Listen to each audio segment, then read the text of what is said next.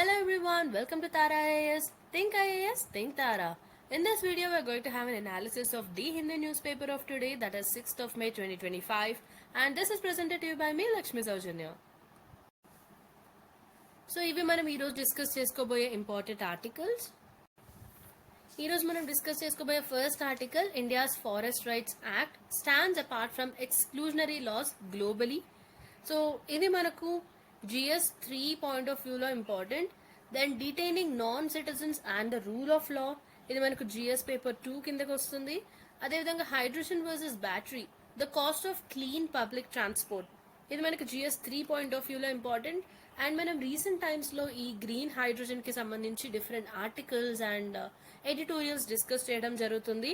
So you have to make a list of all these points. So green hydrogen కి సంబంధించి ఏవైతే articles వస్తున్నాయో, so ఆ points అన్ని మీరు అబ్జర్వ్ చేసినట్లయితే you take a note of these points so that వీటికి సంబంధించి ఒక మెయిన్స్ క్వశ్చన్ అడిగినప్పుడు మీకు ఆన్సర్ రైటింగ్ ఇది చాలా హెల్ప్ అవుతుంది. Then OPEC plus healthy crude oil market looks like it's catching a cold, says Russell. India-Pakistan tension at its boiling point, says United Nations chief, calling for calm. Japan offers full support to India in the wake of Jammu and Kashmir attack, condemns terrorism, and Home Ministry directs state to conduct civil defense drills. And post-Indus Treaty hold, India resorts to untimely release of water from Jammu and Kashmir dams on Chenab River. So ఈ Pahalgam attack ఏదైతే జరిగిందో Jammu and కాశ్మీర్లో, ఈ attack తర్వాత దీని గురించి కూడా మనం చాలా ఆర్టికల్స్ అండ్ ఎడిటోరియల్స్ డిస్కస్ చేయడం జరిగింది, రైట్?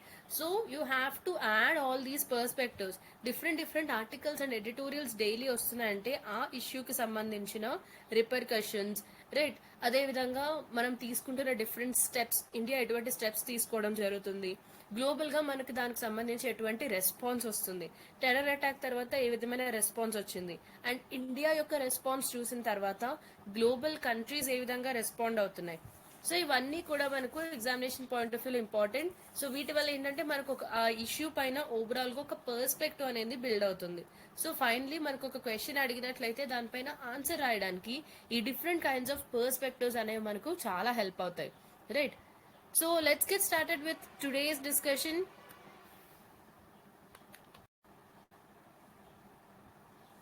ఇది మన first article, India's forest rights act stands apart from exclusionary laws globally.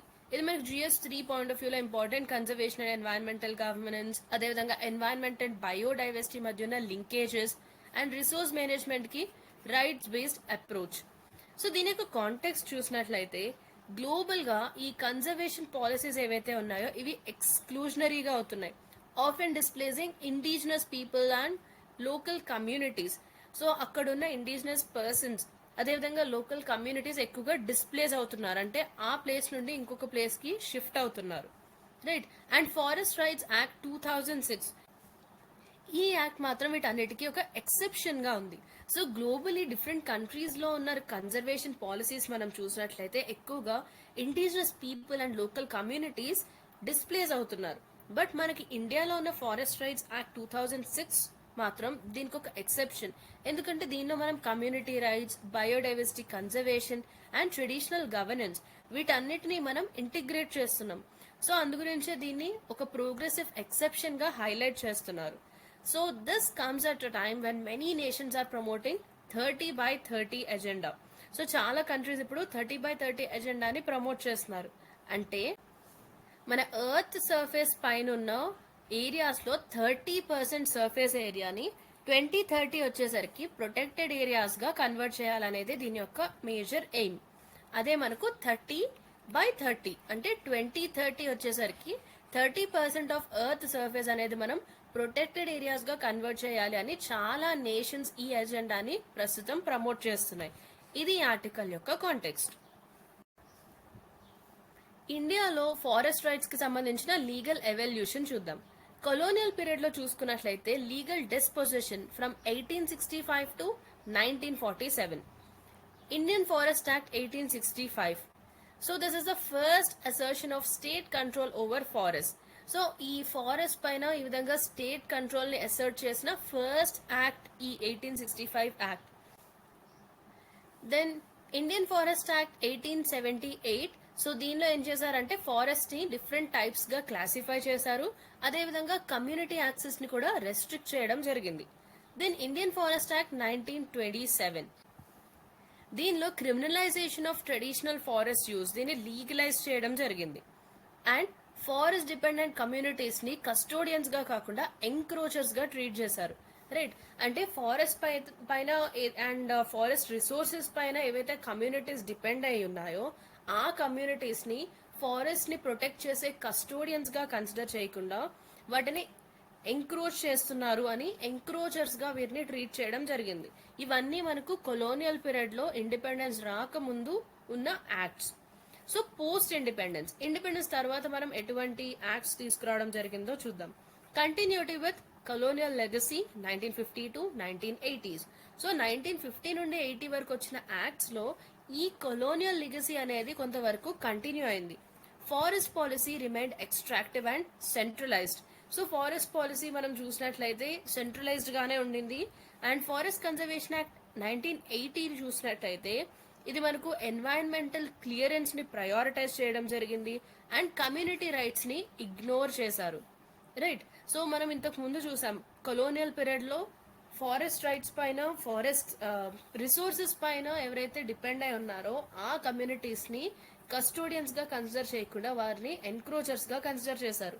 Right, so అదే విధంగా ఇండిపెండెన్స్ తర్వాత కూడా 1980లో వచ్చిన యాక్ట్ లో కూడా మనకు కమ్యూనిటీ రైట్స్ అనేవి ఇగ్నోర్ చేయడం జరిగింది. సో ఇక్కడ మనం చూడొచ్చు కలోనియల్ లెగసీ ఏ విధంగా కంటిన్యూ చేశారు అని. Then national forest policy of 1952, దీనిలో ఇండస్ట్రియల్ యూజ్ ని ఎంఫసైజ్ చేశారు, నాట్ లైవ్లీహుడ్స్. సో 1950 నుండి 80 వరకు తీసుకొచ్చిన పాలసీస్ లో కూడా మనం చూసినట్లయితే క్లియర్ గా ఎక్కువగా ఈ కొలోనియల్ లెగసీ అంటే కొలోనియల్ పీరియడ్ లో ఏవైతే పాలసీ ఫాలో అవ్వడం జరిగిందో అదే విధంగా similar kind of policies were followed. Right,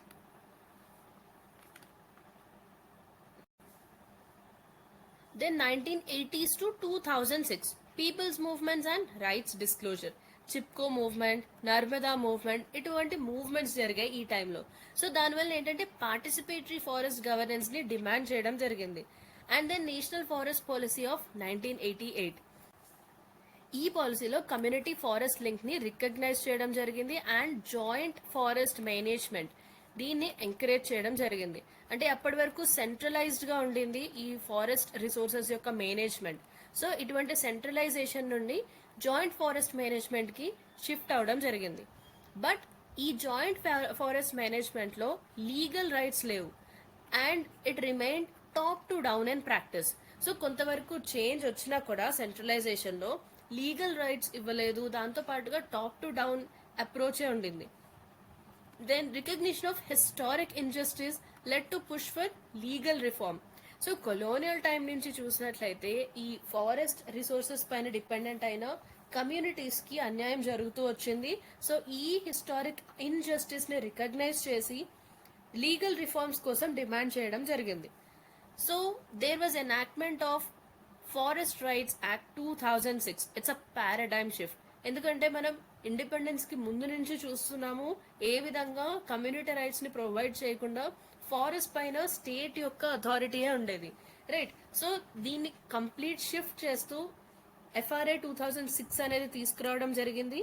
so దీనిలో భాగంగా మనకు it grants land use management and rehabilitation rights and గ్రామ సభాస్ ని డెసిషన్ మేకర్స్ గా ఎంపవర్ చేయడం జరిగింది.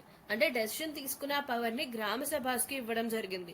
అండ్ అదే విధంగా ఈ హిస్టారికల్ గా జరిగిన ఇన్జస్టిస్ ని కరెక్ట్ చేయడం కోసం especially against STs and OTFDs. So who are this OTFDs? OTFDs అంటే other traditional forest dwellers. So ఎవరి అదర్ ట్రెడిషనల్ ఫారెస్ట్ డ్వెల్లర్స్ అంటే అట్లీస్ట్ 3 generations పాటు ఫారెస్ట్ లో ఉంటూ ఫారెస్ట్ పైనే డిపెండ్ అయ్యి వారి యొక్క లైవ్లీహుడ్ కోసం ఫారెస్ట్ పైన డిపెండ్ అయిన పర్సన్స్ ఎవరైతే ఉంటారో వారిని OTFDs గా పిలవడం జరుగుతుంది. సో ఇటువంటి OTFDs కి షెడ్యూల్డ్ ట్రైబ్స్ కి అగేన్స్ట్ గా ఏదైతే హిస్టారికల్ గా ఇంజస్టిస్ జరిగిందో దీన్ని కరెక్ట్ చేయడమే ఈ FRA 2006 యొక్క మేజర్ ఎయిమ్. అండ్ దీనిలో భాగంగా కమ్యూనిటీ ఫారెస్ట్ రిసోర్స్ రైట్స్ ని కూడా రికగ్నైజ్ చేయడం జరిగింది. Then post FRA challenges. So ఈ యాక్ట్ అయితే తీసుకొచ్చాం 2006లో. సో దాని తర్వాత ఏం జరిగింది 2006 టు ప్రెసెంట్ పోస్ట్ ఎఫ్ఆర్ఏ తరువాత మనం ఎటువంటి ఛాలెంజెస్ ఫేస్ చేసామంటే లో ఇంప్లిమెంటేషన్. సో మనం ఒక యాక్ట్ ని తీసుకొచ్చాం, దానికి సంబంధించి వేరియస్ ప్రొవిజన్స్ ని తీసుకొచ్చాం, అండ్ ఈ కమ్యూనిటీస్ కి ఏదైతే హిస్టారికల్ గా ఇన్జస్టిస్ జరిగిందో దానికి సంబంధించి దాన్ని కరెక్ట్ చేయడం కోసం ఆ ఆబ్జెక్టివ్ తో డిఫరెంట్ ప్రొవిజన్స్ తో ఈ యాక్ట్ అయితే తీసుకొచ్చాం. బట్ ఇంప్లిమెంటేషన్ అయితే మాత్రం వీక్ గా ఉండింది. So less than 15% of potential rights were recognized and overlap with WLPA 1972 and FCA 1980. It causes conflicts. So దీనికి ముందుగా ఉన్న వైల్డ్ లైఫ్ ప్రొటెక్షన్ యాక్ట్ 1972, అదేవిధంగా ఫారెస్ట్ కన్జర్వేషన్ యాక్ట్ 1980, వీటి యొక్క ప్రొవిజన్స్ తో ఎఫ్ఆర్ఏ ప్రొవిజన్స్ ఓవర్లాప్ అవుతున్నాయి. దాని వల్ల కూడా కాన్ఫ్లిక్ట్స్ వస్తున్నాయి. అండ్ ఫారెస్ట్ కన్జర్వేషన్ రూల్స్ 2022 గ్రామ సభ యొక్క కన్సెంట్ ని డైల్యూట్ చేయడం జరిగింది. రైట్. సో ఇక్కడ మనం చూసాం ఎఫ్ఆర్ఏ ప్రకారం గ్రామ సభస్ ని డెసిషన్ మేకర్స్ గా వారికి పవర్ ఇవ్వడం జరిగింది. బట్ ఫారెస్ట్ కన్జర్వేషన్ రూల్స్ 2022లో ఈ విధంగా గ్రామ సభ కన్సెంట్ ఇవ్వడాన్ని డైల్యూట్ చేశారు. And global 30/30 push it may reverse the FRA gains. So ఈ ఎఫ్ఆర్ఏ ద్వారా మనకి ఏదైతే కొన్ని గెయిన్స్ రావడం జరిగిందో, కొన్ని పాజిటివ్ గా ఏదైతే జరిగాయో ఇవన్నీ కూడా రివర్స్ అయ్యే ఛాన్స్ ఉంది గ్లోబల్ 30/30 వలన.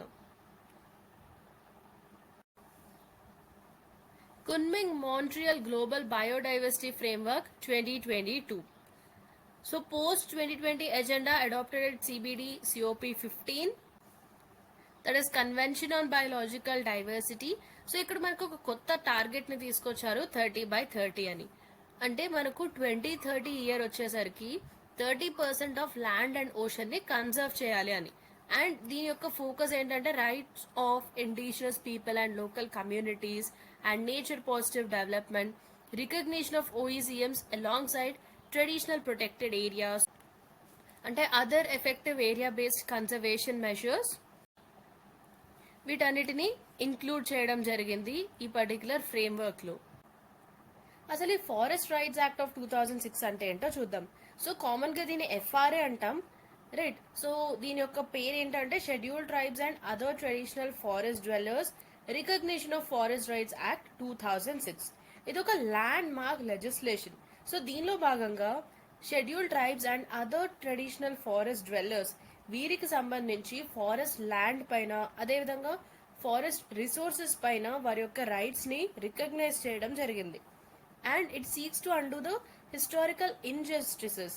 సో కొలోనియల్ పీరియడ్ లో, అదేవిధంగా ఇండిపెండెన్స్ వచ్చిన తర్వాత కూడా కొన్ని ఫారెస్ట్ గవర్నెన్స్ మోడల్స్ వలన ఏదైతే వీరికి హిస్టారికల్ గా ఇన్జస్టిస్ జరిగిందో దాన్ని అండూ చేయడం కోసం అండ్ వారికి జస్టిస్ చేయడం కోసం ఈ పర్టికులర్ యాక్ట్ ని తీసుకురావడం జరిగింది. అండ్ దీనిలో మనకు గ్రామ సభస్ ని మేజర్ డెసిషన్ మేకింగ్ అథారిటీగా పెట్టడం జరిగింది, వీరిని ఎంపవర్ చేయడం జరిగింది ఫారెస్ట్ గవర్నెన్స్ లో. అండ్ ఈ ఎఫ్ఆర్ఏ 2006 కింద మనకి డిఫరెంట్ టైప్స్ ఆఫ్ రైట్స్ ఉన్నాయి. సో దీనిలో మనకు 4 ప్రైమరీ కేటగిరీస్ ఆఫ్ రైట్స్ ఉన్నాయి ఫారెస్ట్ డ్వెల్లింగ్ కమ్యూనిటీస్ కి సంబంధించి. First is title rights or land rights. So దీనిలో భాగంగా forest dwelling scheduled tribes FDSTs and OTFDs కి సంబంధించి ఈ ఓనర్షిప్ రైట్స్ ని ప్రొవైడ్ చేయడం జరిగింది over the land they have been cultivating as of 13th December 2005 up to a maximum of 4 hectares. Right. So maximum 4 hectares వరకు వాళ్ళు ఏదైతే land ని కల్టివేట్ చేస్తున్నారో దానిపైన ఓనర్షిప్ రైట్స్ అనేవి ప్రొవైడ్ చేయడం జరిగింది as of 13th December 2005. And ఈ పర్టికులర్ యాక్ట్ ఏదైతే ఉందో దీనిలో మనకు ఈ ఓనర్షిప్ అనేది అప్పటి వరకు ఏదైతే యాక్చువల్ కల్టివేషన్ లో ఉందో ల్యాండ్ దానికి సంబంధించి ఓనర్షిప్ ఇస్తారు. రైట్. అంటే ఇది కొత్త ల్యాండ్స్ కి వర్తించదు, ఆల్రెడీ కల్టివేషన్ లో ఏదైతే ల్యాండ్ ఉందో దానికి మాత్రమే వర్తిస్తుంది. Then use rights recognises right to access and use forest resources. So forest resources కి యాక్సెస్, అదేవిధంగా వాటిని యూజ్ చేసుకునే రైట్. అంటే మనకు మైనర్ ఫారెస్ట్ ప్రొడ్యూస్ ని దాని యొక్క extraction like bamboo, honey, medicinal plants, వీటిని యాక్సెస్ అండ్ వీటికి సంబంధించిన usage rights. And rights to grazing areas and pastoralist routes and fisheries resources, water bodies కి యాక్సెస్, ఇటువంటి యూసేజ్ రైట్స్ ని కూడా ప్రొవైడ్ చేయడం జరిగింది. Then relief and development rights. So దీనిలో భాగంగా ఫోర్స్డ్ డిస్ప్లేస్మెంట్ జరిగిన లేదా ఇల్లీగల్ ఎవిక్షన్ జరిగిన అటువంటి కేసెస్ లో రీహాబిలిటేషన్ ని ప్రొవైడ్ చేయడం జరుగుతుంది. సో ఫోర్స్ఫుల్ గా ఒక ప్లేస్ నుండి ఇంకొక ప్లేస్ కి డిస్ప్లేస్ చేసినా లేదా ఇల్లీగల్ గా అక్కడ నుండి ఖాళీ చేయించినా కూడా రీహాబిలిటేషన్ అనేది ప్రొవైడ్ చేస్తారు. దాంతో పాటుగా access to basic amenities and infrastructure in forest areas subject to forest protection norms. Right. So ఈ ఫారెస్ట్ ఏరియాస్ లో కావాల్సిన basic infrastructure and basic amenities కి యాక్సెస్ ని కూడా ప్రొవైడ్ చేస్తారు. Then forest management rights. This empowers communities to protect, regenerate, conserve or manage any community forest resource they have traditionally conserve. So traditional గా ఎప్పటి నుండో conserve చేస్తున్న forest resources ఏవైతే ఉన్నాయో వాటిని ప్రొటెక్ట్ చేసుకోవడానికి, రీజనరేట్ చేసుకోవడానికి, కన్జర్వ్ చేసుకోవడానికి, అదేవిధంగా మేనేజ్ చేసుకునే రైట్స్ ని ప్రొవైడ్ చేశారు. And it formulates rules for forest use and also sustainable management practices. So వీరి యొక్క యూసేజ్ ఏదైతే ఉందో ఇది సస్టైనబుల్ గా ఉండాలి. అంటే ప్రెసెంట్ జనరేషన్స్ యొక్క అవసరాలను తీరుస్తున్నాయి, ఫ్యూచర్ జనరేషన్స్ కి కూడా ఇవి హెల్ప్ఫుల్ అయ్యేలా. సో ఈ విధమైన 4 కేటగిరీస్ ఆఫ్ రైట్స్ ని ప్రొవైడ్ చేసింది FRA 2006. సో ఈ FRA యొక్క ఇంపార్టెన్స్ ఏంటి, why India's FRA stands apart. Introduction లో భాగంగా చూసాం different countries of the world ఏ విధమైన ఫారెస్ట్ కన్జర్వేషన్ పాలసీస్ ని ఫాలో అవుతున్నారు అండ్ ఇండియాలోని FRA 2006 ఎందుకంత సెపరేట్ ఆర్ యూనిక్ అని. సో దానికి సంబంధించిన రీజన్స్ చూద్దాం. ఆ rights based conservation framework. So దీనిలో భాగంగా మనకు ల్యాండ్ ని లీగల్ గా సెక్యూర్ చేస్తున్నాం, అదేవిధంగా ఫారెస్ట్ డ్వెల్లర్స్ ఎవరైతే ఉన్నారో వారి యొక్క లైవ్లీహుడ్ రైట్స్ ని కూడా లీగల్ గా మనం సెక్యూర్ చేయడం జరుగుతుంది. అలాంగ్ విత్ దాట్ మనం బయోడైవర్సిటీ ప్రొటెక్షన్ కూడా చేస్తున్నాం. Then recognition of traditional knowledge embraces indigenous ecological practices that have co-evolved with forest over centuries. So hundreds of years నుండి ఈ ఫారెస్ట్ లో ఉండే కమ్యూనిటీస్ ఇండిజినస్ గా కొన్ని ఎకలాజికల్ ప్రాక్టీసెస్ చేస్తూ ఉంటారు. సో అటువంటి ట్రెడిషనల్ నాలెడ్జ్ ని కూడా రికగ్నైజ్ చేయడం జరిగింది. Then community empowerment. So community empowerment ఎందుకంటే మనకు సస్టైనబుల్ ఫారెస్ట్ గవర్నెన్స్ లో గ్రామ సభ లాంటి లోకల్ డెమోక్రటిక్ ఇన్స్టిట్యూషన్స్ కి చాలా పవర్స్ ఇచ్చి ఎంపవర్ చేశారు. సో ఆ విధంగా వాటిని స్ట్రెంథన్ చేయడం జరిగింది. Then counter narrative to fortress conservation. Global గా చూసినట్లయితే మనకు IPLCs అంటే indigenous people and local communities ని డిస్ప్లేస్ చేస్తుంటారు. సో ఆ విధంగా కాకుండా ఇండియాలో the cases different. And then global alignment with CBD and Aichi goals. So this positions India as a leader in implementing CBD, Convention on Biological Diversity commitments through inclusive policies. So ఇటువంటి acts లోని provisions ద్వారా ఇండియాని CBD implement చేయడంలో ఒక leader గా చూడడం జరుగుతుంది. Because మనం ఈ CBD కమిట్మెంట్స్ ని మన యొక్క ఇన్క్లూజివ్ పాలసీస్ ద్వారా వీటిని ఇంప్లిమెంట్ చేయడం జరుగుతుంది. బట్ ఈ ఇన్క్లూజివ్ ఫారెస్ట్ గవర్నెన్స్ కి కూడా కొన్ని అబ్స్టకల్స్ ఉన్నాయి. Poor on ground implementation. So low recognition of community forest rights. So కొంతవరకు క్లెయిమ్స్ మాత్రమే ప్రాసెస్ అవుతున్నాయి అండ్ మాక్సిమం మనకి చాలా వరకు ఈ కమ్యూనిటీ ఫారెస్ట్ రైట్స్ అనేవి రికగ్నైజ్ అవ్వడం లేదు. And continued displacements under other laws. So for example wild life protection act and దీనివల్ల మనకు ఎవిక్షన్స్ అనేవి జరుగుతున్నాయి and marginalization of IPLCs. So ఈ ఫారెస్ట్ రైట్ యాక్ట్ ప్రకారం డిస్ప్లేస్మెంట్స్ అయితే జరగడం లేదు, but other loss like wild life protection act, so ఇటువంటి లాస్ వలన ఈ ఎవిక్షన్స్ అండ్ డిస్ప్లేస్మెంట్స్ జరుగుతున్నాయి. Then policy conflicts and international silos. మనకు tribal affairs, environment, forest ministries ఇటువంటి డిఫరెంట్ మినిస్ట్రీస్ మధ్య కోఆర్డినేషన్ అనేది తక్కువగా ఉంది. సో దానివల్ల సర్వీస్ డెలివరీ వీకెన్ అవుతుంది. Then global pressure from the 30/30 agenda. So మనం ఇంతకుముందు చెప్పుకున్నాం 30/30 ఎజెండా అని. సో కమ్యూనిటీ కన్సెంట్ రిస్క్స్ లేకుండా ఈ ప్రొటెక్టెడ్ ఏరియాస్ ని ఎక్స్పాండ్ చేయడం అనేది it undermines FRA protections. Then weak operationalization of OECMs అంటే ఈ other effective area based conservation measures అనేవి వేగ్ అంటే అంత క్లారిటీగా లేవు and underutilized. So what are the steps to realize its full potential? Accelerate community rights recognition. So ఈ community forest resource rights ఏవైతే ఉంటాయో వీటిని మనం ప్రోయాక్టివ్గా గ్రాంట్ చేయాలి. అదేవిధంగా అన్లాఫుల్ ఎవిక్షన్స్ని స్టాప్ చేయాల్సి ఉంటుంది. అండ్ అదేవిధంగా embed FRA in global conservation strategies. So international forums ఉంటాయి like CBD COPs, right, convention on biological diversity. ఇటువంటి ఇంటర్నేషనల్ ఫోరమ్స్లో మనం రైట్స్ బేస్డ్ అప్రోచెస్ని డిమాండ్ చేయాల్సి ఉంటుంది. And legal backing to OECMs, formalize community governance within OECM frameworks under Indian law. Then harmonize competing laws. So for example మనకున్న wild life act or forest acts వీటిని మనం amend చేయాలి so that FRA ప్రొటెక్షన్స్ని ఇవి over ride చేయకుండా ఉంటాయి, right. అంటే FRA కంటే కూడా వీటిలోని ప్రొవిజన్స్, ఈ డబ్ల్యూపీఏ లాంటి ప్రొవిజన్స్ అన్నీ కూడా దీన్ని ఓవర్ రైడ్ చేయడం జరుగుతుంది. అటువంటి పవర్స్ లేకుండా మనం అమెండ్ చేయాలి. Then strengthen local governance institutions. గ్రామ సభాస్ని మనం అడ్మినిస్ట్రేటివ్ అండ్ ఫైనాన్షియల్ సపోర్ట్ ఇచ్చి ఫారెస్ట్ మేనేజ్మెంట్ కోసం వీటిని ఎంపవర్ చేయాలి. Now let's have a look at a mains question. Despite being a progressive legislation, FRA suffers from weak implementation. So మనం చూసాం historical background of this forest rights legislations, right. So forest conservation సంబంధించిన different legislations మనం చూసాం. And forest rights act of 2006 ఒక progressive లెజిస్లేషన్గా ఉండింది. But దాని యొక్క implementation part వీక్గా ఉంది. అదేవిధంగా లీగల్ ఓవర్ ల్యాపింగ్స్ అనేవి జరుగుతున్నాయి. సో దీని యొక్క ఆబ్జెక్టివ్స్ని మనం రీచ్ అవ్వడం కోసం ఎటువంటి ఛాలెంజెస్ అనేవి ఉన్నాయి మనకు అనేది ఎగ్జామిన్ చేయాలి. Write this answer in 250 words. So మన second article detaining non citizens and the rule of law. ఇది మనకి జిఎస్ పేపర్ 2 పాయింట్ ఆఫ్ వ్యూలో ఇంపార్టెంట్. దీని యొక్క కాంటెక్స్ట్ ఏంటంటే ఈ article it critiques India's detention of non citizens especially under national register of citizens NRC in Assam. So అస్సాంలో NRC కింద కొంతమంది నాన్ సిటిజన్స్ని డిటైన్ చేయడం జరిగింది. సో ఇది ఈ పర్టికులర్ యాక్షన్ని క్రిటిసైజ్ చేస్తుంది ఈ ఆర్టికల్.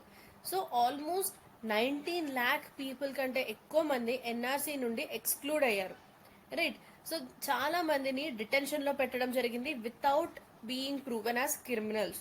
సో క్రిమినల్స్గా ప్రూవ్ అవ్వకుండానే చాలా మంది డిటెన్షన్లో ఉన్నారు లేదా డిపోటేషనల్ క్లారిటీ తీసుకుంటున్నారు, right. And it cites comparative jurisprudence from Australia and the Indian case Rajubala Das versus Union of India 2020 to highlight this legal and ethical dilemmas.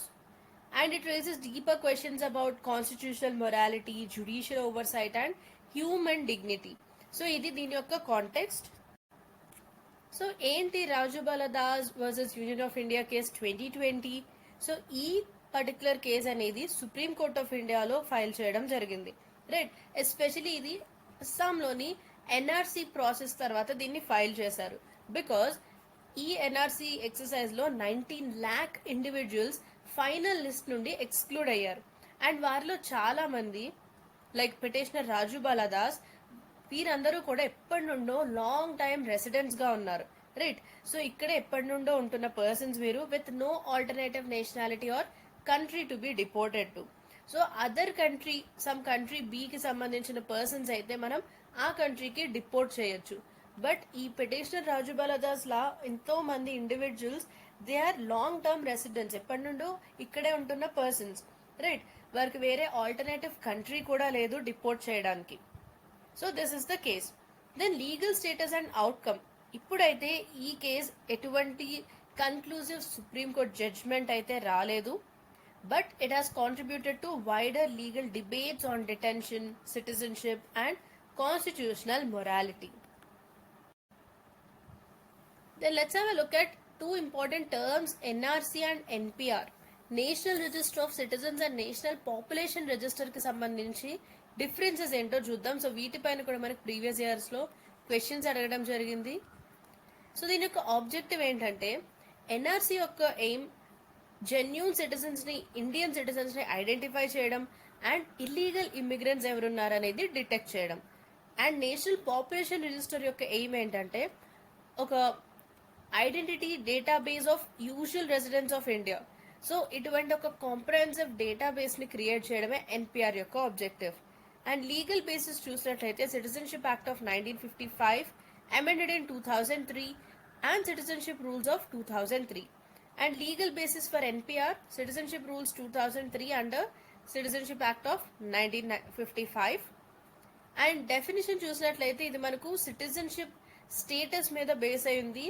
And ఎన్పిఆర్లో మనకు రెసిడెన్సీ స్టేటస్ అంటే ఒక ప్లేస్లో మోర్ దాన్ 6 months ఉన్నారా, లేదా intending to stay more than 6 months. So ఇటువంటి దాన్ని base చేసుకుంటారు. దీని స్కోప్, ఎన్ఆర్సీ అనేది అస్సాంలో మాత్రమే కండక్ట్ చేశారు టిల్ డేట్. బట్ దీన్ని ఇండియా మొత్తంలో కూడా తీసుకురావడానికి ప్లాన్ చేస్తున్నారు. అండ్ ఎన్పిఆర్ వచ్చేసి మనకు ఎంటైర్ కంట్రీకి అప్లికబుల్. అండ్ ఆల్రెడీ దీన్ని పార్షియల్గా ఇంప్లిమెంట్ కూడా చేస్తున్నారు. Coming to the data collected, demographic and documentary proof of ancestry దీన్ని తీసుకోవడం జరుగుతుంది, ఎందుకంటే సిటిజన్షిప్ని ప్రూఫ్ చేసుకోవాలి కాబట్టి. అండ్ ఎన్పిఆర్లో చూసినట్లయితే demographic, biometric details like name, date of birth, place of birth, Aadhaar, PAN, voter ID ఇటువంటి డీటెయిల్స్ అన్ని తీసుకుంటారు. Then coming to the outcome, దీనిలో భాగంగా లీగల్ సిటిజన్స్ ఎవరని ఒక లిస్ట్ ని ప్రిపేర్ చేయడం జరుగుతుంది. అండ్ దీనివల్ల కొంతమంది ఎక్స్క్లూడ్ అవుతారు, కొంతమంది డిపోర్ట్ కూడా అవుతారు. And NPR forms the basis for policy planning, welfare delivery and potential future use of NRC. Then implementation చూసినట్లయితే register general of India under ministry of home affairs ఎన్ఆర్సీని ఇంప్లిమెంట్ చేస్తుంది. And the same register general of India maintains NPR also. So ఇవి మనకు NRC and NPR యొక్క differences. Do remember this. So ఈ detention కి సంబంధించి దీనికి సపోర్టివ్ గా ఉన్న ఆర్గ్యుమెంట్స్ చూద్దాం. Arguments for detention. స్టేట్ యొక్క పర్స్పెక్టివ్ ఏంటంటే legal basis and law. Detention derives power from laws like Foreigners Act of 1946, National Security Act of 1980. So వీటిలో ఇచ్చిన పవర్ వలన ఆ పవర్ తో డిటెన్షన్ చేశామని స్టేట్ చెప్తుంది. Then national security concerns. So ఒక సావరెన్ కంట్రీలో మనం ఈ విధమైన illegal immigration and demographic risks ని కంట్రోల్ చేయాల్సి ఉంటుంది. సో దానికోసం డిటెన్షన్ చేశారు. Then judicial sanction. ఆర్టికల్ 22 మనకు ప్రివెంటివ్ డిటెన్షన్ ని అలౌ చేస్తుంది, right, that too under prescribed limits. Then documentation failures, inconsistencies or forged documents, they necessitate legal action for population register integrity and international norms on citizenship. So ఏ state కూడా undocumented residents, proper documents లేని residents ని naturalise చేయాలని చెప్పి states కి ఎటువంటి obligation లేదు, right. So these are the arguments for detention. Now let's have a look at the arguments against detention. Violation of Article 21. So ఎటువంటి crime commit చేయని persons ని డిటైన్ చేయడం అనేది వారి యొక్క రైట్ టు లైఫ్ అండ్ లిబర్టీని breach లేదా violate చేసినట్టు అవుతుంది. Then no legitimate deportation path. Stateless individuals cannot be deported, right. So ఏ కంట్రీకి చెందని వారిని మనం ఎక్కడికి డిపోర్ట్ చేస్తాం, ఎందుకంటే ఏ కంట్రీ కూడా వారిని యాక్సెప్ట్ చేయదు. అటువంటి స్టేట్లెస్ ఇండివిజువల్స్ ని మనం డిపోర్ట్ చేయకూడదు. Then denial of due process.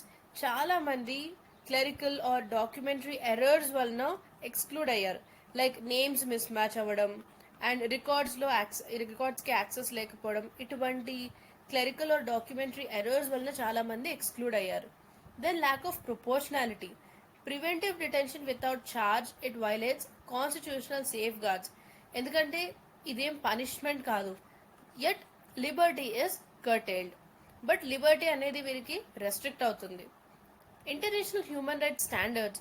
So ఇది యుఎన్ యొక్క, యునైటెడ్ నేషన్స్ యొక్క principles on treatment of stateless persons and non refoulement, ఈ ప్రిన్సిపల్స్ ని వైలేట్ చేస్తుంది.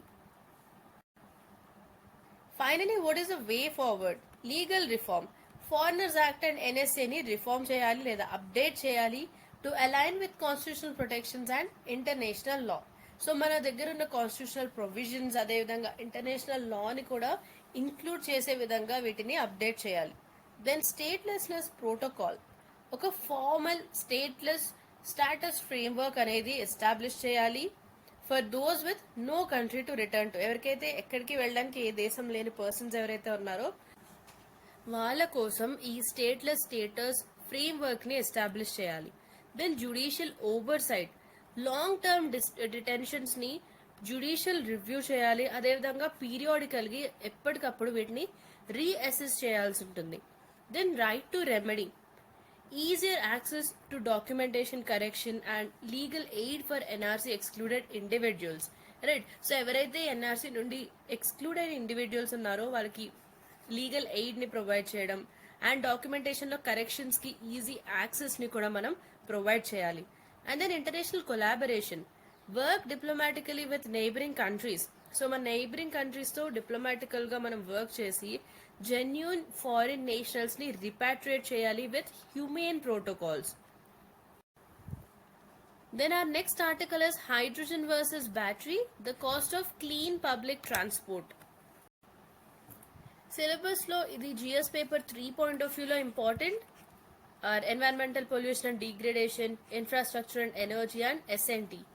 దీని యొక్క కాంటెక్స్ట్ ఏంటంటే మనకు 2050 ఇయర్ వచ్చేసరికి ర్యాపిడ్ అర్బనైజేషన్ వలన ఇది సిటీ యొక్క ఇన్ఫ్రాస్ట్రక్చర్ని ఇంకా స్ట్రెయిన్ చేస్తుంది. సో దాంతోపాటు మనకి ట్రాఫిక్ ప్రాబ్లమ్స్ ఇంక్రీజ్ అవుతాయి, ఎమిషన్స్ ఇంక్రీజ్ అవుతాయి, అదేవిధంగా పబ్లిక్ హెల్త్ కన్సర్న్స్ కూడా మనకు పెరుగుతాయి. జస్ట్ ఇండియా ఒక్క కంట్రీలోనే మనం చూసినట్లయితే ప్రతి సంవత్సరం ఆల్మోస్ట్ 30,000 డెత్స్ అనేవి PM 2.5 ఎక్స్పోజర్ వల్ల జరుగుతున్నాయి. And this is the data from 2008 to 2019. And recent టైమ్స్లో మనకు ఈ ఈవీస్ ఏవైతే ఉన్నాయో electric vehicles, they are gaining momentum globally. But cost differential between battery EVs and hydrogen fuel cell vehicles, it remains a barrier. So ఈ battery EVs and అదేవిధంగా hydrogen fuel cell vehicles కి మధ్య ఉన్న cost difference వలన ఇప్పటికీ ఇదొక barrier గా ఉంది. Then why this clean transport matters? So ఎందుకు ఈ క్లీన్ ట్రాన్స్పోర్ట్ మనకి important? Because PM 2.5 health burden, air pollution వలన మనకు ఎవ్రీ ఇయర్ ఆల్మోస్ట్ 30,000 డెత్స్ అనేవి జరుగుతున్నాయి. Right, especially urban centres like Mumbai, Kolkata ఇవి చాలా ఎక్కువగా ఎఫెక్ట్ అవుతున్నాయి. Then boom in EV adoption, గ్లోబల్గా మనం చూసినట్లయితే ఎలక్ట్రిక్ కార్స్ యొక్క సేల్స్ అనేవి ఇంక్రీజ్ అయ్యాయి. Right, so this is driven by climate goals and government incentives. So government కొన్ని ఇన్సెంటివ్స్ ఇవ్వడం, అదేవిధంగా క్లైమేట్ గోల్స్ వలన ఈ ఇంక్రీజ్ అనేది మనం చూడొచ్చు. Than zero emission mandate, BEVs and HFCVs, these are vital to phase out fossil fuel based public transport. So fossil fuels ని use చేసుకునే పబ్లిక్ ట్రాన్స్పోర్ట్ ని మనం ఫేజ్ అవుట్ చేయడానికి, స్లోగా మనం వీటిని అన్నిటిని రిమూవ్ చేయడానికి ఈ BEVs అదేవిధంగా HFCVs చాలా important. Then hydrogen for heavy duty use, more viable for buses, trucks, long haul. Right, and this is due to shorter refuelling times and greater range. So వీటికి ఇది ఎక్కువగా వయబుల్గా ఉంటుంది, లైక్ బస్సెస్, ట్రక్స్ లాంటి వాటికి. Right, so heavy duty యూసేజ్కి hydrogen. Then we have strategic value for India. It aligns with India's national hydrogen mission. So ఇండియాకి కొన్ని goals ఉన్నాయి. సో వాటిలో భాగంగా నేషనల్ హైడ్రోజన్ మిషన్ ఏదైతే ఉందో దాంతో ఇవి అలైన్ అవుతుంది. అదేవిధంగా మనకున్న ఎనర్జీ డైవర్సిఫికేషన్ గోల్స్ ని కూడా రీచ్ అవ్వగలం. సో అందుకే మనకు ఈ క్లీన్ ట్రాన్స్పోర్ట్ అనేది చాలా important.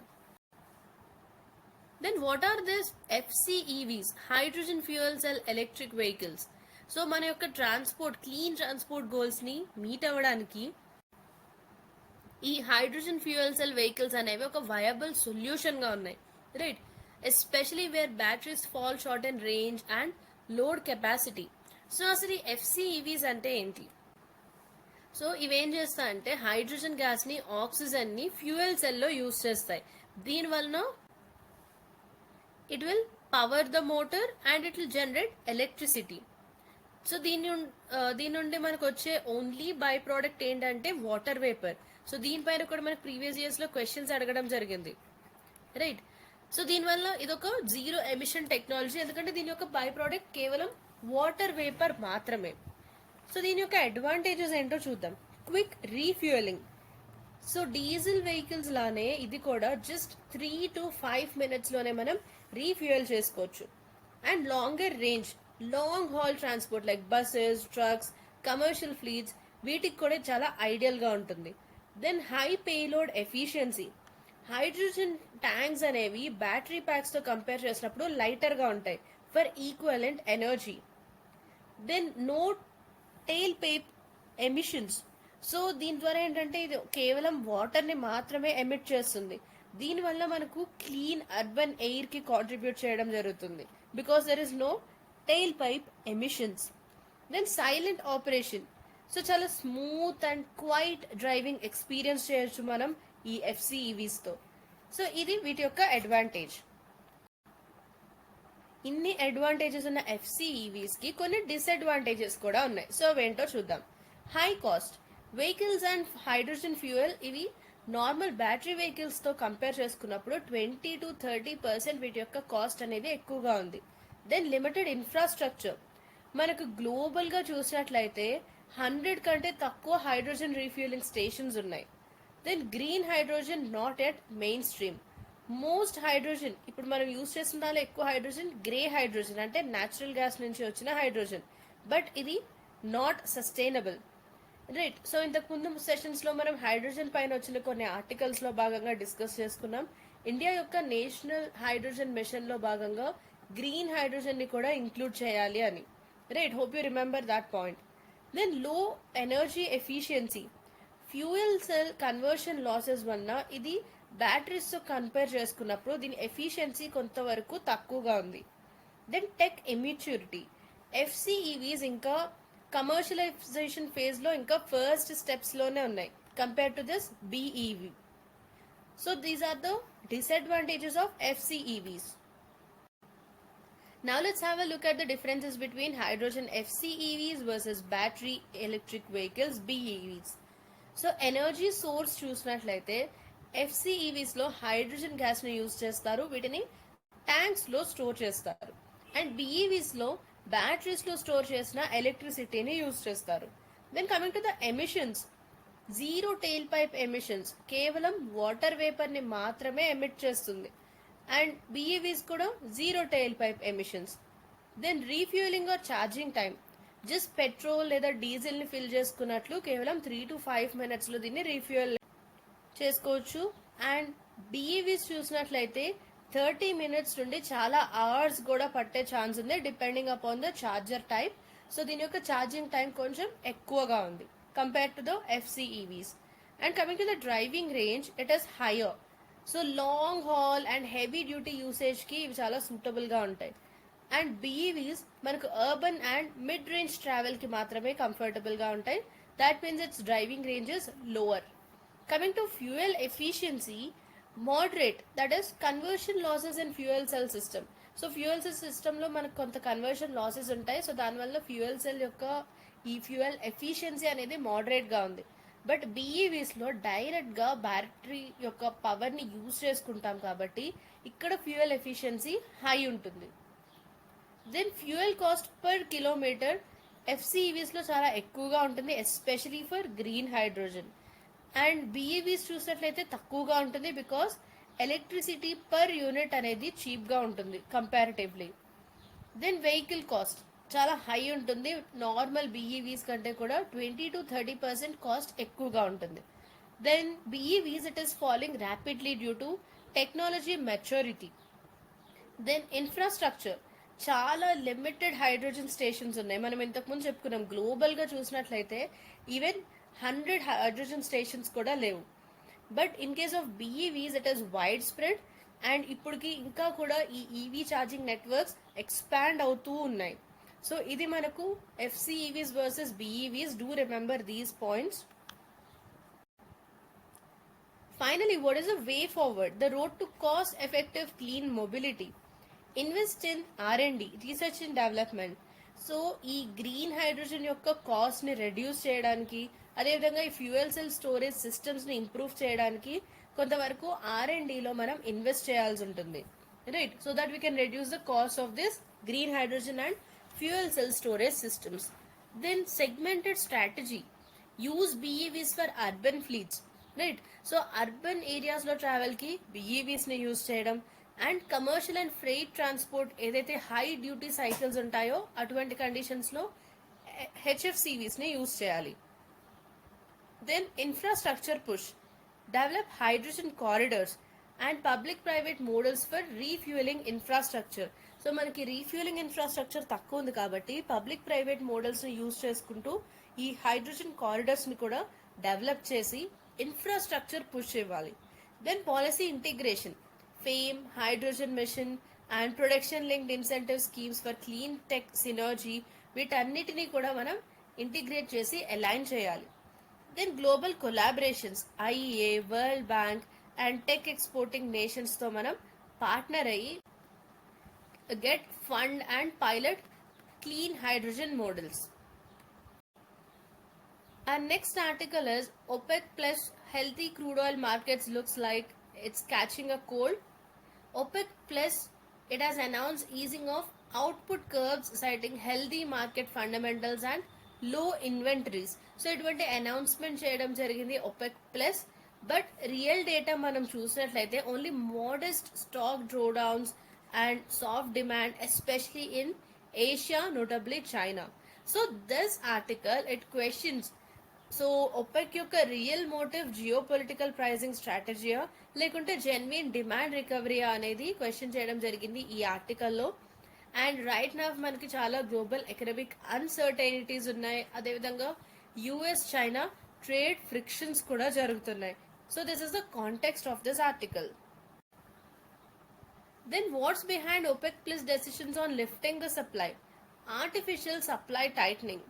So easing output, it may be aimed at keeping prices from falling too low, not based on fundamentals. So output ni ease చేసినప్పుడు ఏమవుతుందంటే it may be aimed at keeping prices falling from too low. So prices మరి ఎక్కువగా తగ్గిపోకుండా చూసుకోవడానికి అయ్యుండొచ్చు, not based on fundamentals. And China's temporary spike, demand growth attributed to one-off Chinese imports, not structural rebound. So ఈ విధంగా demand యొక్క growth అనేది structural rebound వల్ల కాకుండా చైనాలో ఉన్న టెంపరీ స్పైక్ కి కూడా ఈ గ్రోత్ డిమాండ్ అనేది జరుగుతుంది.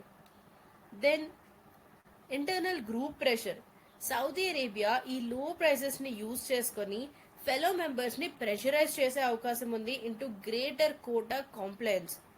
Then geopolitical signalling, so it is aimed at meeting US expectations to fulfil campaign promises of low energy cost. So campaign promises చేయడం జరిగింది, ఎనర్జీ కాస్ట్ తక్కువగా చేస్తామని చెప్పి, సో వాటిని ఫుల్ఫిల్ చేయడానికి కూడా అయ్యుండొచ్చు.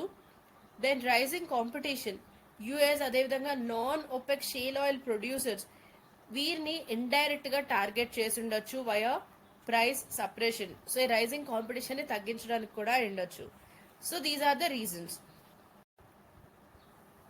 ఈ ఆర్టికల్లో మనకి ఇంపార్టెంట్ ప్రిలిమ్స్ కాన్సెప్ట్స్ ఏంటంటే OPEC, organization of petroleum exporting countries, దీన్ని 1960లో ఫామ్ చేశారు. సో ఈ మేజర్ ఆయిల్ ప్రొడ్యూసింగ్ కంట్రీస్ ఏవైతే ఉంటాయో వాటి మధ్య ఈ పెట్రోలియం పాలసీస్ ని కోఆర్డినేట్ చేయడానికి, యూనిఫై చేయడానికి దీన్ని తీసుకురావడం జరిగింది. ప్రస్తుతం దీనిలో 13 మెంబర్ కంట్రీస్ ఉన్నారు. So mainly from Middle East, Africa and South America, like Saudi Arabia, Iran, Venezuela లాంటి కంట్రీస్ ఉన్నాయి. దీని యొక్క మేజర్ ఎయిమ్ ఏంటంటే ఆయిల్ ప్రొడక్షన్ ని కంట్రోల్ చేయడం, అదేవిధంగా controlling the pricing through output quotas.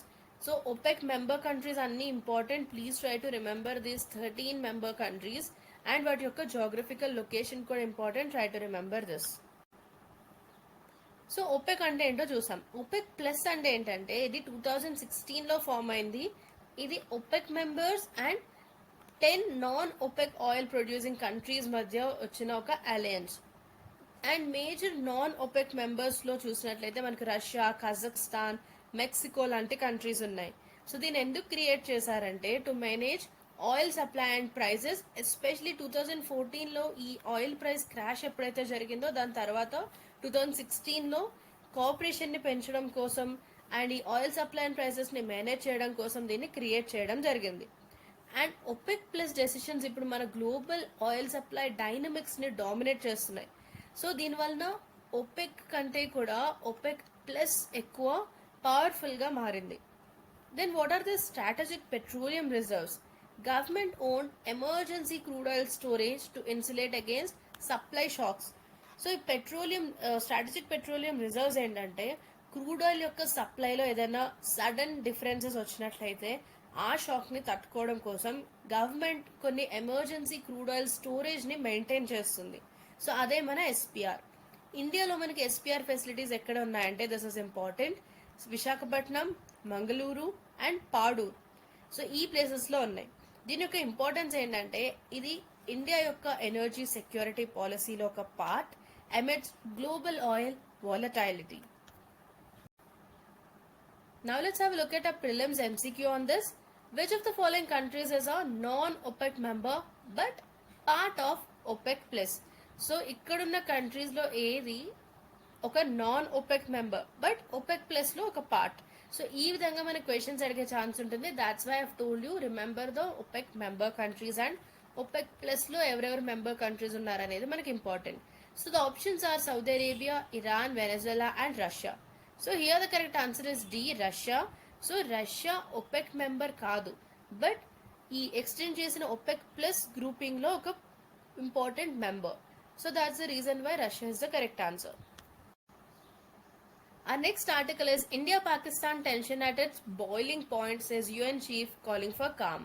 So రీసెంట్గా మనకి జమ్మూ అండ్ కాశ్మీర్లో పహల్గామ్ టెర్రర్ అటాక్ ఎప్పుడైతే జరిగిందో దీని తర్వాత ఇండియా పాకిస్తాన్ మధ్య ఉన్న ఆ టెన్షన్స్ అనేవి ఇంకా ఇంక్రీజ్ అయ్యాయి, right. And UN secretary general Antonio Guterres దీని ఒక బాయిలింగ్ పాయింట్గా పిలిచారు. And Guterres urge maximum restraint and సివిలియన్స్ని టార్గెట్ చేయొద్దు అని చెప్పడం జరిగింది. దాంతోపాటుగా డైలాగ్ అండ్ డీ ఎస్కలేషన్ కోసం యుఎన్ సపోర్ట్ కావాలంటే అది కూడా ఇస్తామని ఆఫర్ చేశారు. So this statement followed a closed door UN Security Council discussion amid international concerns over potential military confrontation.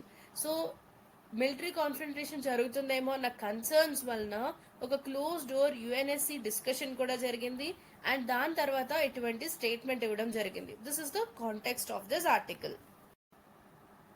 Why the statement matters? So ఈ స్టేట్మెంట్ కున్న importance ఏంటి, ఎందుకు ఇది ఇంపార్టెంట్ అంటే high level UN intervention, Guterres strong language, ఒక South Asian bilateral issue అంటే two countries మధ్య, South Asian region లో ఉన్న టూ కంట్రీస్ మధ్య ఉన్న ఇష్యూ పైన యుఎన్ ఈ విధమైన రేర్ అర్జెన్సీని ఇది రిఫ్లెక్ట్ చేస్తుంది, ఇటువంటి strong language. Then global attention to South Asia, so US, EU, Malaysia ఇటువంటి డిఫరెంట్ కంట్రీస్ అన్ని కూడా రిస్ట్రెయింట్ కోసం పిలుస్తున్నాయి, అదేవిధంగా ఇన్వెస్టిగేషన్ చేయమంటున్నాయి, underscoring the regional impact. Then legitimacy to India's concerns, UN ఏంటంటే సివిలియన్ టార్గెటింగ్ ని కండెమ్ చేయడం జరిగింది. సో ఈ విధంగా సివిలియన్స్ ని టార్గెట్ చేయడం అండ్ టెర్రరిజం ని కూడా ఖండించింది United Nations, that is or UN. And India ఏదైతే క్రాస్ బోర్డర్ లింక్స్ పైన ఇండియా యొక్క స్టాండ్ ఏదైతే ఉందో దాన్ని కూడా సపోర్ట్ చేయడం జరిగింది.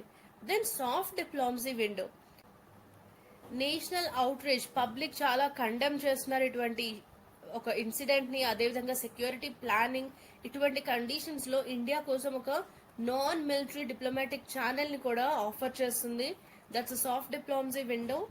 Then balancing global perceptions, so ఈ అసర్టివ్ కౌంటర్ టెర్రరిజం అదేవిధంగా గ్లోబల్ గా రెస్పాన్సిబుల్ పవర్ అనే ఒక ఇమేజ్, ఈ రెండిటి మధ్య ఒక డెలికేట్ బ్యాలెన్స్ ని ఇది హైలైట్ చేయడం జరిగింది. Then our next article is Japan offers full support to India in the wake of Jammu and Kashmir attack, condemns terrorism. So ఈ పహల్గామ్ టెర్రర్ అటాక్ ఎప్పుడైతే జరిగిందో ఏప్రిల్ 2025 లో జపాన్ టెర్రరిజం ని అన్ని ఫార్మ్స్ లో కూడా కండెమ్ చేయడం జరిగింది అండ్ ఇండియాకి ఫుల్ సపోర్ట్ ఇస్తామని చెప్పారు. Then this was reaffirm during talks between defence minister Rajnath Singh and his Japanese counterpart. So రెండు దేశాల యొక్క డిఫెన్స్ మినిస్టర్స్ యొక్క టాక్స్ లో ఈ యొక్క స్టాండ్ ని రీఅఫర్మ్ చేయడం జరిగింది, right. Then both the countries discuss defence industrial collaboration and also stress the need for a unified global stand against terrorism. So terrorism కి అగేన్స్ట్ గా గ్లోబల్ గా ఒక యూనిఫైడ్ స్టాండ్ తీసుకోవాలని చెప్పి కూడా డిస్కస్ చేయడం జరిగింది. ఇది ఆర్టికల్ యొక్క కాంటెక్స్ట్. ఇండియా జపాన్ అలైన్మెంట్ యొక్క స్ట్రాటజిక్ సిగ్నిఫికెన్స్ ఏంటో చూద్దాం. Unified counter terror stand, Japan ఈ పహల్గామ్ అటాక్ ని ఖండించింది, అదేవిధంగా ఇండియాకు కావాల్సిన ఫుల్ డిప్లొమాటిక్ సపోర్ట్ ఇస్తామని చెప్పింది. So this reinforces bilateral trust, so ఈ రెండు కంట్రీస్ అంటే ఇండియా జపాన్ మధ్య ఉన్న ట్రస్ట్ ని ఇవి చూపిస్తుంది. Then Indo-Pacific cooperation. Both countries advocate for a free, open and inclusive Indo-Pacific, aligning against regional security threats. And then we have defense technology collaboration. So ఈ రెండు కంట్రీస్ కూడా ఏరో engines and tank engines యొక్క కో development పైన focus చేయడం జరిగింది. So దానివల్ల ఏమవుతుందంటే defence సెక్టర్లో ఇండియా యొక్క సెల్ఫ్ రిలయన్స్కి ఇది హెల్ప్ అవుతుంది. దెన్ ఎన్హాన్స్డ్ మిలిటరీ ఎక్సర్సైజెస్, ఫ్రీక్వెంట్గా joint exercises like Dharma Guardian and Malabar, వీటి వలన మనకు స్ట్రాటజిక్ అండ్ టాక్టికల్ కోఆపరేషన్ కూడా స్ట్రెంగ్థన్ అవుతుంది. Then support with in Quad framework. So ఈ పార్ట్నర్షిప్ వల్ల ఏంటంటే it will strengthen multilateral cooperation and regional stability through this Quad mechanisms. So ఈ article నుండి మనకు ఇంపార్టెంట్ ప్రిలిమ్స్ కాన్సెప్ట్స్ ఏంటంటే ధర్మా గార్డియన్ బైలేటరల్గా ఇండియా జపాన్ మిలిటరీ ఎక్సర్సైజ్ ఇది, అండ్ ఇది కౌంటర్ ఇన్సర్జెన్సీ పైన ఫోకస్ చేస్తుంది. దీన్ని ఎవ్రీ ఇయర్ కండక్ట్ చేస్తారు. This is held annually, remember this. And then we have India Japan 2+2 dialogue. So ఇది ఒక మినిస్టీరియల్ లెవెల్ స్ట్రాటజిక్ డైలాగ్. దీనిలో భాగంగా foreign ministers and defence ministers, రెండు కంట్రీస్కి చెందిన ఈ మినిస్టర్స్ ఇన్వాల్వ్ అవుతారు ఈ డైలాగ్లో. అండ్ దీని వలన మన సెక్యూరిటీ అండ్ డిప్లొమాటిక్ అలైన్మెంట్ అనేది ఎన్హాన్స్ అవుతుంది. దెన్ క్వాడ్ గ్రూపింగ్, ఇది India Japan US and Australia మధ్య ఒక ఇన్ఫార్మల్ స్ట్రాటజిక్ ఫోరం. దీని యొక్క మేజర్ ఫోకస్ ఏంటంటే Indo Pacific security, cyber cooperation, supply chains and disaster relief. Then our next article is Home Ministry directs states to conduct civil defense drills. దీని యొక్క context ఏంటంటే ministry of home affairs అన్ని స్టేట్స్ని కూడా civil defence మాక్ డ్రిల్స్ని conduct చేయమని చెప్పింది. That is from village to district level, especially across 244 vulnerable districts. So ఇప్పుడు ఇటువంటి instructions ఎందుకు ఇవ్వడం జరిగిందంటే మనం చూసాం April 22 జమ్మూ అండ్ కాశ్మీర్లో పహల్గామ్ టెర్రర్ అటాక్ జరిగింది అండ్ దానిలో 26 మెంబర్స్ ప్రాణాలు కోల్పోయారు. సో ఇటువంటి ఇండియా పాకిస్తాన్లోని టెన్షన్ కండిషన్స్లో ఈ విధమైన ఇన్స్ట్రక్షన్స్ ఇవ్వడం జరిగింది మన ministry of home affairs. So ఈ డ్రిల్స్లో భాగంగా air raid sirens, evacuation plans and blackout rehearsals, camouflaging installations and public training అనేది ప్రొవైడ్ చేయడం జరుగుతుంది. సో ఇది దీని యొక్క కాంటెక్స్ట్. ఇటువంటి సివిల్ డిఫెన్స్ డ్రిల్స్ యొక్క ఇంపార్టెన్స్ ఏంటో చూద్దాం. క్రైసిస్ ప్రిపేర్డ్నెస్, సో దీనివల్ల ఏంటంటే పబ్లిక్ రెస్పాన్స్ కెపాసిటీ అనేది ఇంక్రీజ్ అవుతుంది. In case of air raids or cross border aggression, ఇటువంటి ఇన్సిడెంట్స్ జరిగినప్పుడు పబ్లిక్ రెస్పాన్స్ ఎలా రెస్పాండ్ అవ్వాలి పబ్లిక్ అనేది మనం ముందుగానే ప్రిపేర్ చేసినట్టుగా ఉంటుంది. Then whole of government response, so దీనిలో మనం civilian authorities, arm forces and local వాలంటీర్స్ని ఒక కామన్ ప్లాన్ ద్వారా మొబిలైజ్ చేయడం జరుగుతుంది. Then public awareness and resilience, so సివిలియన్స్కి ఇటువంటి ప్రొటెక్షన్ స్ట్రాటజీస్ అనేవి చాలా important, especially for people centric national security. Then deterrence through readiness. So this signals India's internal readiness posture amid external threats. ఎక్స్టర్నల్గా ఇండియాకు కొన్ని threats ఉన్నాయి. So ఇంటర్నల్గా మనం ఈ విధమైన డ్రిల్స్ కండక్ట్ చేసినట్లయితే మన యొక్క రెడీనెస్ని ఇది చూపిస్తుంది. And revival of forgotten protocols, so it reinforces civil defence systems institutionalised in 1960s but largely dormant since. So 1960s నుండి కూడా ఉన్న ఈ సివిల్ డిఫెన్స్ సిస్టమ్స్ ఏవైతే ఉన్నాయో అప్పటి నుండి ఇవి మనం ఆల్మోస్ట్ మర్చిపోయిన కొన్ని ప్రోటోకాల్స్, వీటిని ఇప్పుడు మనం రివైవ్ చేయబోతున్నాం. సో ఇది మనకు ఇటువంటి సివిల్ డిఫెన్స్ డ్రిల్స్ యొక్క ఇంపార్టెన్స్. దీనిలో మనకు ప్రిలిమ్స్ రిలేటెడ్ కాన్సెప్ట్స్ చూసినట్లయితే civil defence act of 1968. So ఇది మనకు మినిస్ట్రీ ఆఫ్ హోమ్ అఫైర్స్ కింద ఇండియాలోని సివిల్ డిఫెన్స్ని గవర్న్ చేస్తుంది. Then it defines civil defense as protection of persons and property during hostile attacks. So ఇటువంటి అటాక్స్ జరిగినప్పుడు పర్సన్స్ ని protect చేయడం, అదేవిధంగా ప్రాపర్టీని ప్రొటెక్ట్ చేయడమే సివిల్ డిఫెన్స్ అనేది డిఫైన్ చేస్తుంది. Then Nehru Yuva Kendra Sangathan NYKS, so ఇదొక voluntary organization ministry of youth affairs కింద ఉంటుంది. దీన్ని మనం కమ్యూనిటీ ట్రైనింగ్ లో భాగంగా డిప్లాయ్ చేస్తున్నాం. So these are the important concepts over here. Then our next article is Post-Indus Treaty Hold India resorts to untimely release of water from Jammu and Kashmir dams on Chenab River. So ఈ Pahalgam attack జరిగిన తర్వాత మనం ఈ Indus Waters Treaty గురించి different articles and editorials discuss చేయడం జరిగింది. So hope you remember that. So try to remember all those important points that we're discussing about a single topic. So here we have one more article on this Indus treaty related issue. So India ఏం చేసిందంటే Jammu and కాశ్మీర్లోని Baglihar and Salal డ్యామ్స్లో reservoir maintenance issue ఉందని చెప్పి ఎప్పుడు release చేసేదానికంటే ముందుగానే water అనేది release చేయడం జరిగింది. అండ్ ఈ పర్టికులర్ రిలీజ్ ఏదైతే ఉందో ఇది పాకిస్తాన్కి ఎటువంటి ప్రయర్ నోటీస్ అనేది ఇవ్వకుండానే మనం వాటర్ని రిలీజ్ చేసాం, right? So this is amid India holding the Indus Waters Treaty in abeyance, right? So టెంపరీగా దీన్ని సస్పెండ్ చేయడం జరిగింది. ఇన్ అబేయన్స్ అంటే so it means the treaty is not formally revoked but its implementation or adherence is temporarily put on hold. So రీసెంట్గా ఈ term మనం ఎక్కువగా చూస్తున్నాం, it is put in abeyance అని. అంటే టు బీ సింపుల్ దీన్ని మనం టెంపరీగా సస్పెండ్ చేసాం లేదా టెంపరీగా హోల్డ్లో పెట్టాము అని, రైట్?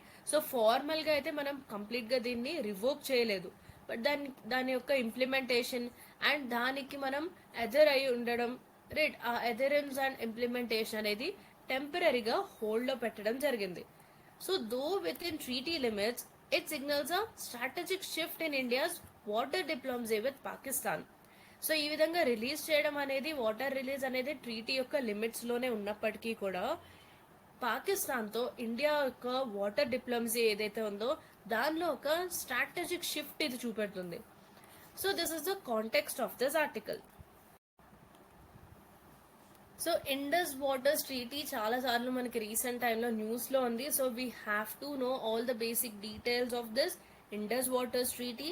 సో దీన్ని ఎప్పుడు సైన్ చేశారు, ఎవరి మధ్య సైన్ చేయడం జరిగింది, అరే దాని యొక్క మేజర్ ప్రొవిజన్స్ ఏమున్నాయి, అండ్ దానిలోకి వచ్చే రివర్స్ ఏంటి, ఏ రివర్స్ని ఇండియాకి అలాట్ చేయడం జరిగింది, ఏ రివర్స్ని పాకిస్తాన్కి అలాట్ చేశారు, అండ్ వీటి యొక్క geographical location. So you can see that over here. And Indus water system. So river systems అనేవి కూడా మనకి జాగ్రఫీ పాయింట్ ఆఫ్ వ్యూలో ఇంపార్టెంట్, అండ్ ఎస్పెషలీ ఇది న్యూస్లో ఉంది కాబట్టి ఇండస్ వాటర్ సిస్టమ్స్ ఇంకా కూడా మనకి ఎగ్జామినేషన్ పాయింట్ ఆఫ్ వ్యూలో చాలా important. Go through this Indus water system, the map of this. దీనిలో మనకి ఏ రివర్స్ అనేవి ఇంక్లూడ్ అయి ఉన్నాయి, వాటి యొక్క geographical location, north to south, right? Already మనకు ఇండస్ వాటర్కి సంబంధించి జేలం, చీనాబ్, రావి, బియాస్, సత్లెజ్ వీటిని నార్త్ టు సౌత్ అరేంజ్ చేయడం, ఈ విధమైన క్వశ్చన్స్ ఆల్రెడీ ప్రీవియస్ ఇయర్స్లో అడగడం జరిగింది.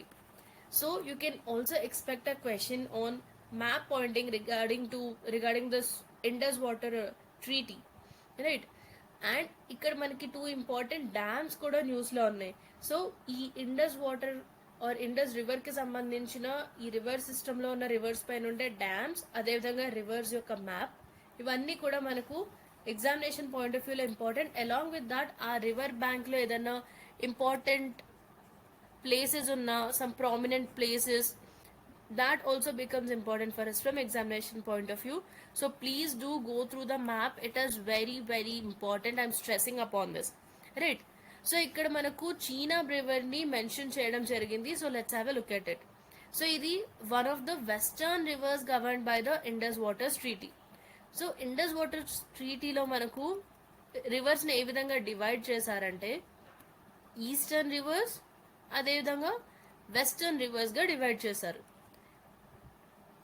Hope you remember this. మనం ఆల్రెడీ దీనికి సంబంధించి కొన్ని ఆర్టికల్స్ కూడా డిస్కస్ చేయడం జరిగింది ఇండస్ వాటర్స్ ట్రీటీకి సంబంధించి. సో కొన్ని ఈస్టర్న్ రివర్స్ అండ్ కొన్ని వెస్టర్న్ రివర్స్ ఉంటాయి. ఈ చైనాబ్ రివర్ అనేది ఇండస్ వాటర్స్ ట్రీటీ కింద ఉన్న ఒక వెస్టర్న్ రివర్. ఇది హిమాచల్ ప్రదేశ్లో ఒరిజినేట్ అవుతుంది అండ్ అక్కడ నుండి ఇది జమ్మూ అండ్ కాశ్మీర్లో ఫ్లో అవుతూ పాకిస్తాన్లోకి ఎంటర్ అవుతుంది, right? Go through the geographical location on the map. So here you can see the Chenab river. ఇది హిమాచల్ ప్రదేశ్లో స్టార్ట్ అయ్యి జమ్మూ అండ్ కాశ్మీర్ నుంచి ఫ్లో అవుతూ ఈ విధంగా పాకిస్తాన్లోకి ఎంటర్ అవుతుంది, రైట్? అండ్ ఈ చెనాబ్ రివర్ పైన ఇండియాలో ఉన్న డ్యామ్స్ ఏంటో చూద్దాం. సలాల్ డ్యామ్, ఇది ఒక gravity dam. And we have Baglihar dam, it's a run of the river dam. Then Dalhousie dam, it's also a run of the river dam. Rattle dam, ఇది కన్స్ట్రక్షన్లో ఉన్న డ్యామ్ అండ్ దీనికి పాకిస్తాన్ అబ్జెక్ట్ చేయడం జరిగింది under IWT. Pakal Dul dam, Kiru dam and Kwar dam ఇవి రెండు upcoming dams. So ఇది చేనాబ్ river కి సంబంధించి ఇండియాలో ఉన్న dams. Remember this. So here you can see the Salal project or the Salal dam. So ఇది దీని యొక్క location. And along with this ఈ basics like what is a gravity dam, what is a run of the river dam, so ఈ basics కూడా మనకి examination point of వ్యూలో important. So gravity dam అంటే ఏంటంటే ఈ టైప్ ఆఫ్ డ్యామ్స్ తన యొక్క ఓన్ వెయిట్ పైన డిపెండ్ అవుతాయి గ్రావిటీ డ్యామ్స్. అండ్ వాటి యొక్క ఫౌండేషన్ యొక్క రెసిస్టెన్స్ వలన వాటర్ ప్రెషర్ని ఇవి విత్స్టాండ్ అవుతాయి, రైట్. అండ్ ఇటువంటి డ్యామ్స్ ని ఎక్కువగా కాంక్రీట్ తో బిల్డ్ చేయడం జరుగుతుంది so that they can be more stable and structurally sound. Then what is this run of the river project?